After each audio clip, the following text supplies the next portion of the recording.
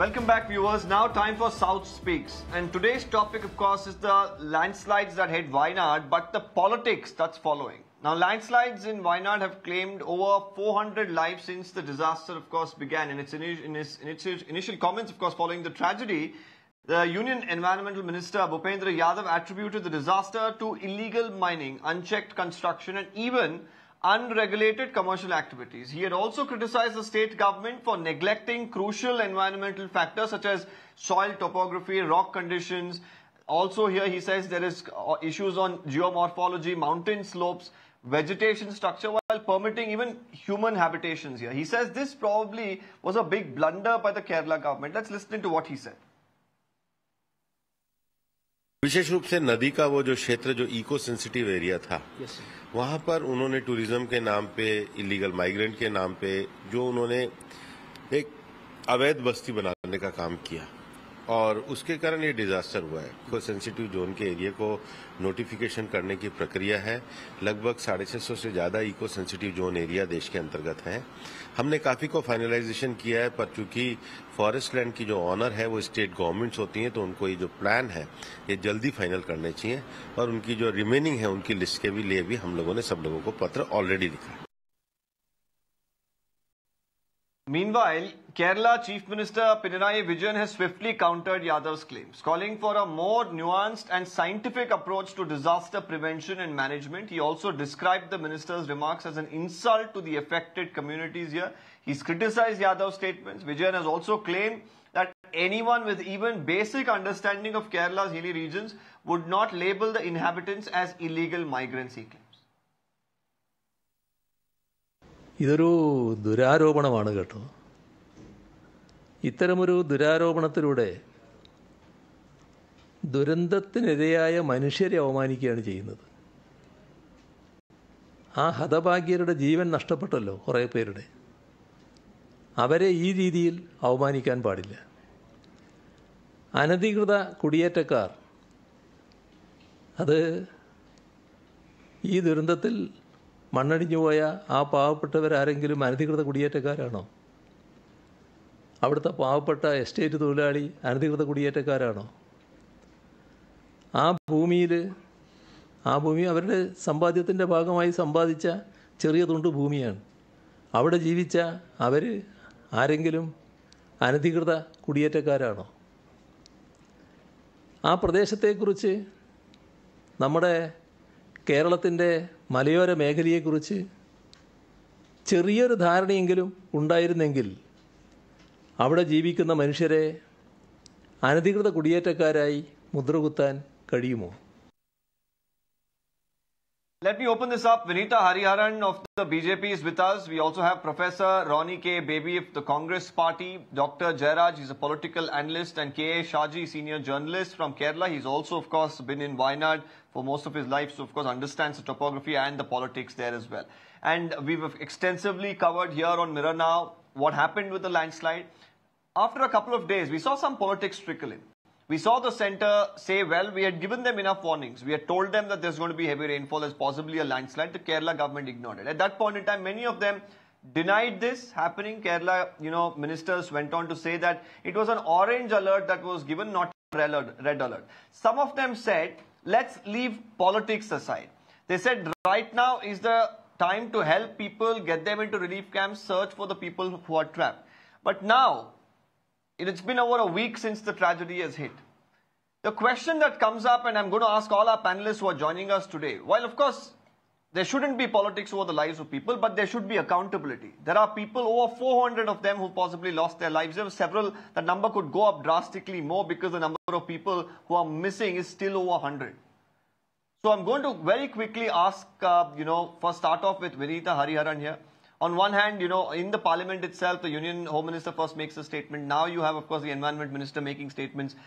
The question that comes up here is, who is speaking the truth, who is not? Because at the end of the day, the people's lives have been lost. And the question is, could this have been minimized, mitigated or prevented? Vineeta. Absolutely. First of all, deep condolences to the families of the deceased in Wayanad, a tragedy of huge proportion, which is caused by not a complete natural, but a man-made disaster as well.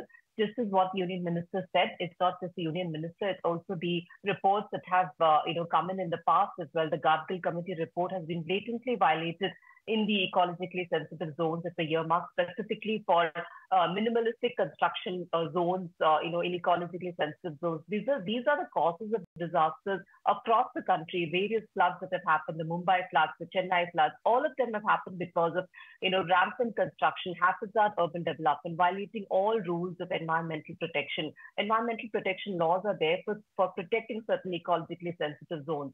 So these all boil down to local enforcement, lacks in authority in the authorities that govern urban development in the local bodies.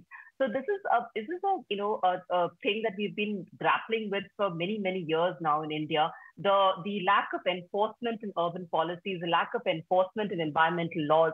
So this is not something to do with a particular state government or a particular government. It's about the way that India operates in terms of how the local bodies, the state governments are not sensitized towards such issues, and how environment has to be protected when it comes to urbanization. So urbanization cannot be at the cost of environment, and vice versa also. So there has to be a balanced development, there has to be a guided development in these zones. So much of this disaster has to be blamed on the rampant construction, violating all ecologically sensitive norms.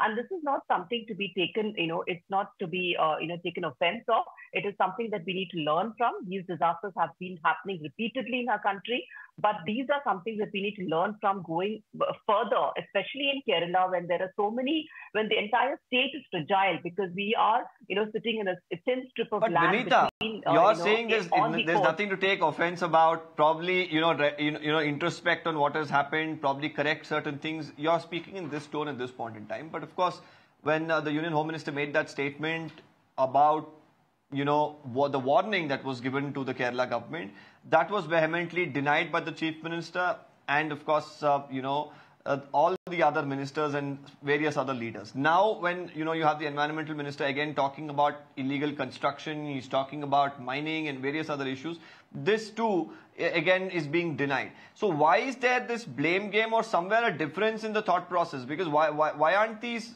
thoughts aligned? If this was the cause for, tragedy, the thoughts must have been aligned and it should have been fixed because lives could have been saved.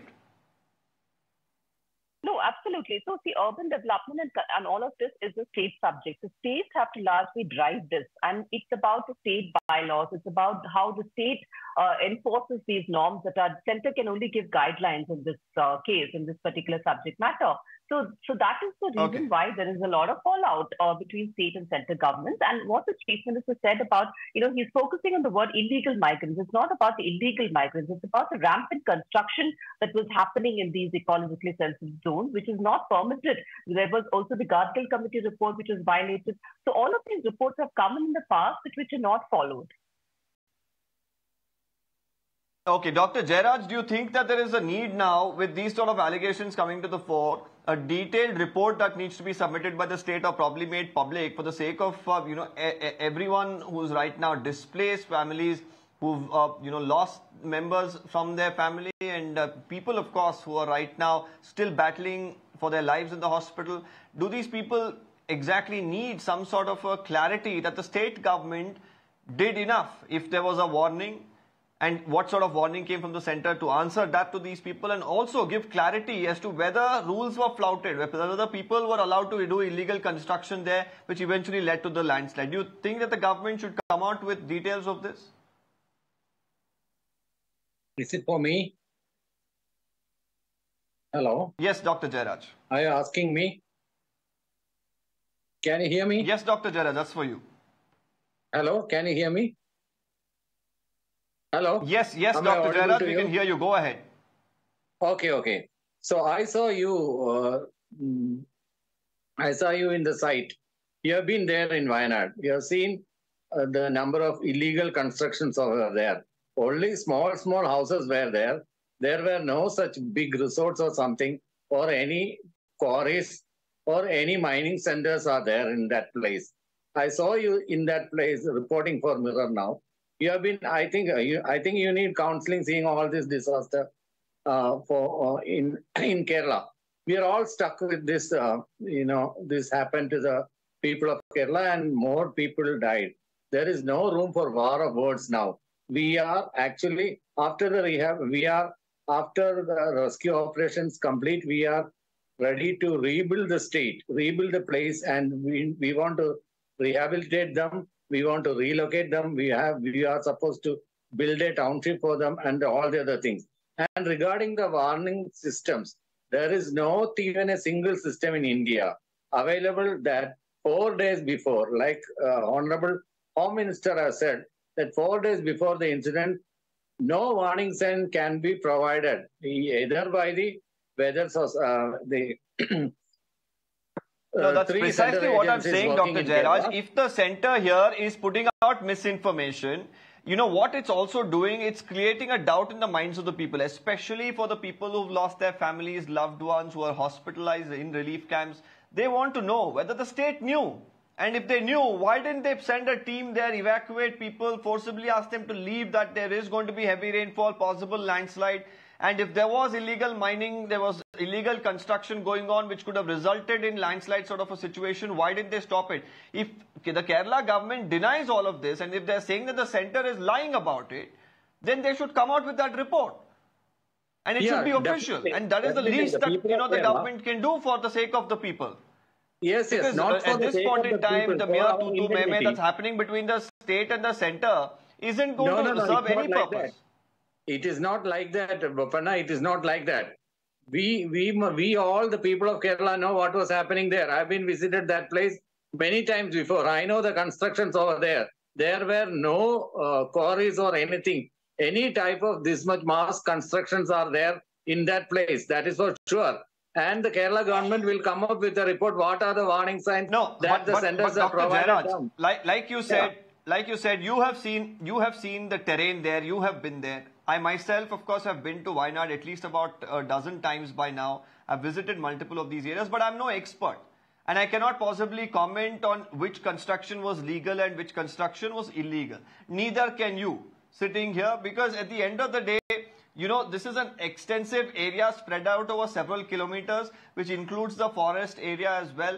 As far as encroachments are concerned, illegal construction are concerned, this is something that, there will be a lot of documents that they'll have to go through. It will be with the panchayat. There will be a paper trail, even if it's illegal. So I'm saying, instead of the mere war of words between the Kerala government and the center, why not, if the Kerala government is clean here, has nothing to hide in terms of whether saying that, well, we did not get any sort of warning from the center, there would be some sort of documentation of a warning that they've received. If there is no illegal construction, there's documentation once again. Why not present it before the people and remove this doubt? Yes, the Kerala government is planning to do so. Because for many people who've lost their lives, right now there is a doubt that is being created with this sort of a, political slugfest.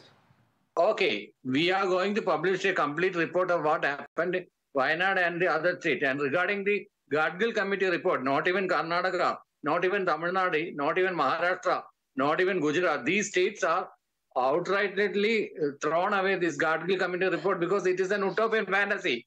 Actually, Gadgil is saying what is called environmental fundamentalism, in which we cannot survive. The people cannot survive in this place. In Kerala, we go there. There are sea erosions happening. In the hilly areas, this type of things happen. So where the people of Kerala will go and live? There is no safe zone, as marked by the Gadgil committee report. There is no safe zone in Kerala. These are the things happening. So it is not possible to adapt the full recommendation of the Gadgil committee report in Kerala. We all know that we the people of Kerala and the Environment Minister call the people of Kerala, they are illegal immigrants. Not even a single person is there in illegal immigrants. Only the laborers that working in, the tea estates and tea plantations and coffee plantations. Are they illegal? They are living on their own houses and with their hard-earned money. They are not illegal immigrants. They have their documents. They have all their documentations with them. So how can one outrightly say that these people are illegal immigrants? And this type of things are happening not a place in Wayanad. I think Mr. Shaji is coming from Wayanad. He can comment on this thing many times before, because this thing happened because of the... Absolutely. Everybody knows that it is because of the global warming process And it is because of the El Nino that is happening all around the world. We find this in the US, we find this in Germany, we find it in Italy, and almost all the places this has been stuck by all these catastrophes, climatic catastrophes. It is not because all these are economically. No, Mr. Jairaj, it could be. Like I said, I'm no expert, and I'm not going to comment here. And most of us on the panel here are talking politics. As far as an expert opinion, we've had that on the panel as well, who've delved into all of these aspects. The question that today that comes up is, why is this happening between the state and the center, and can there be an end to it? I'll also bring in Professor Ronnie K. Baby here. How do you really look at it? From day one after the landslide, we've seen this sort of a slugfest between the BJP and the left, Mr. Baby.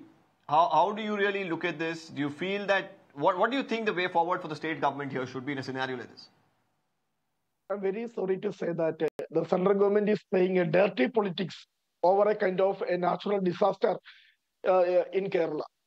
I think the central government is questioning the morale of the people of Kerala. They're questioning the self-respect of the people of Kerala. I think the best method of escaping from responsibility is to raise criticism. That is what the central government is doing.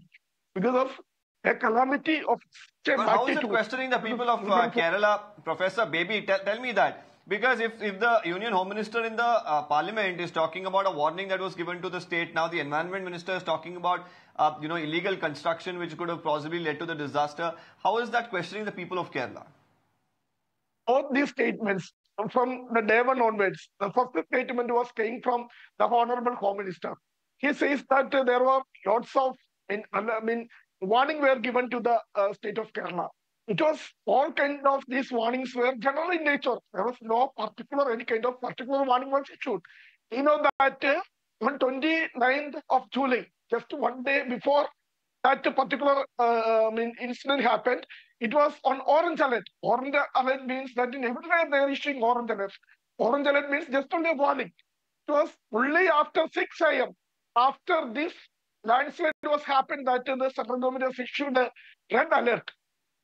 No kind of particular warning that this place is vulnerable to landslide. There kind of no such warning was issued.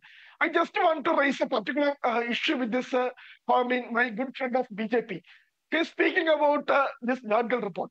I want to ask her what steps or what measures the central government has taken regarding this Gadgil report. The Gadgil report was submitted in 2012. And after that, Custody Rangan was appointed to study how the report should be implemented. After that, the Kerala government appointed Women Committee regarding the detailed report of ecological fragile areas of Kerala. It was submitted in 2016. I think that's a very interesting point, Professor Baby, that you ask. And I think Vineeta will eventually, of course, I'll go back to her to answer, because this the Gadgil report or various other report on ecologically sensitive zones is not just limited to Kerala. There are many other states which include even the BJP ruled states. Whether they are following it to the hilt is a question. And if in case a landslide happened there, whether the same blame game would have surfaced is a question that I'll ask Vineeta. But before that, I'll bring in Mr. Just one second. Hold on. Let me bring in Mr. K A Shaji. He's from Wayanad. He understands the place, very well. A lot is being spoken about, what led to the landslide, Mr. Shaji. Politics, of course, has been peaking as well. Do you feel, amid this tragedy, there is somewhere a responsibility of the state government to give clarity to the people, whether they've done enough, if they had information to prevent it, and any other possible means through which they could have ensured that this was a safe place for people on the habitation really to go on smoothly?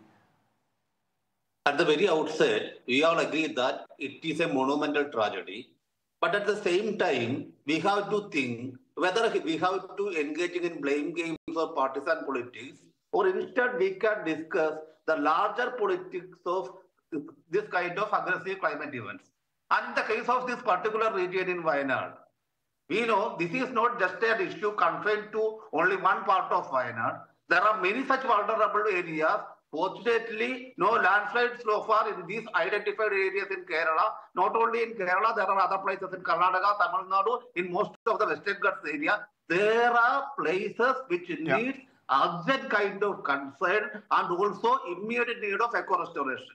And there is a collective responsibility on the part of the central government and different state governments. And that is a larger politics we have to discuss first.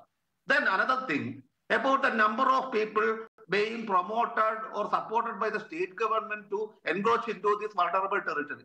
That is a kind of misrepresentation of the facts. First, we have to go through the historical evolution of the situation in this plantation sector of this particular area, this Mundakai Choramala region. This area, about 100 years ago, it was a dense forest, and under the British leadership, those lands were cleared and the larger estates were started. And most of the affected people, most of the victims of this tragedy, they came there as laborers. Their forefathers came there as laborers. They continued to live there in very limited, with a very limited kind of life support system. And most of these people are extremely poor, landless people. How we can call these people as encroachers? Instead, we have to blame the governmental policies, whether it is the policy of the state government, whether it is the policy of the central government, promoting large-scale plantations which have almost expired their lease period, and the central government and state governments have not taken not even a single attempt to take back the land and restore the damaged ecosystem of the area, because it was damaged because of the monocropic patterns. Nobody done that. And in the case of the advanced farming system, the country has miserably failed. Even Amit Shah's claim in the Rajya Sabha, it was totally exposed by the Hindu newspaper based on facts. And now it is very clear. Both the central government and state government are responsible, or it is their duty, it is their concern to avoid such incidents in the future. The government, both central government and state governments must think which are the areas they have to focus. First of all, we need a foolproof advanced weathercasting system. Many experts are saying we must have a decentralized kind of daily weathercast prediction in such vulnerable areas. Yeah. And in the case of course, compared to the other countries, India probably needs to do much more in terms of ensuring that there is more accurate weather predictions. And while, of course, Mr. Shaji, you've been pointing out, we've seen politics between the state and the center. The politics is fine, but at the end of it, we should also ensure that communication should happen and it should be relevant enough so that it could save lives. I'll come back to Vineeta over the point that, Professor Baby was making earlier, Vineeta, and also what we heard Mr. Jairaj as well say, that this is clearly the center trying to make unwarranted statements against the state, and it is to target the state government, and it's over the lives of many people who've, of course, lost families and lost their own lives in the tragedy. No, I'm surprised that, after such a mammoth tragedy, still the leaders of the opposition parties, the India Alliance partners are still talking about, they're in a defensive mode. They're defending the entire tragedy that has happened and the causes of tragedy. It is for us as responsible leaders to investigate the causes and take responsibility for that. Across the board, the Mepari Panchayat, the violation of the environmental laws in Mepari Panchayat has been, validated across board. And the Gadgil committee, just by a mere geo, it was kind of denied. And the Umar Chandy government, then Umar Chandy government had not accepted it. The entire history is there before all of us to see.